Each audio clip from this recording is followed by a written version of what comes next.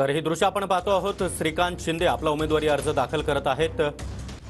कल्याण डोंबिवली लोकसभा मतदारसंघातून खासदार श्रीकांत शिंदे यांना उमेदवारी देण्यात आली। त्यानंतर आज जोरदार शक्तिप्रदर्शन करत श्रीकांत शिंदे यांनी आपला उमेदवारी अर्ज दाखल केला आहे। मुख्यमंत्री एकनाथ शिंदे हे देखील यावेळी उपस्थित आहेत। एकनाथ शिंदे यांनी रेकॉर्ड ब्रेक मताने श्रीकांत शिंदे विजयी होतील असा दावा केला आहे। तर सहकुटुंब श्रीकांत शिंदे यांनी आपला उमेदवारी अर्ज दाखल केलेला आहे। यावेळी श्रीकांत शिंदे यांचे वडील अर्थात मुख्यमंत्री एकनाथ शिंदे, त्याचबरोबर आजोबा, पत्नी आणि आई या देखील उपस्थित आहेत।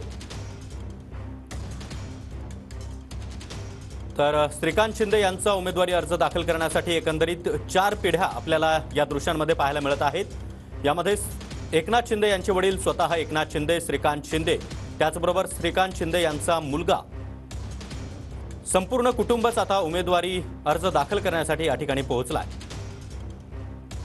तर ही दृश्य आपण पाहतो आहोत। एकीकडे उमेदवारी अर्ज दाखल करतायत श्रीकांत शिंदे, तर दुसरीकडे आपला उमेदवारी अर्ज दाखल करण्यापूर्वी कार्यालयाबाहेर ते उपस्थित होते, त्या ठिकाणी ते उभे होते। आपला मुलगा जेव्हा या ठिकाणी आला तेव्हा त्या मुलाला घेऊन ते आपला उमेदवारी अर्ज दाखल करण्यासाठी कार्यालयात पोहोचले।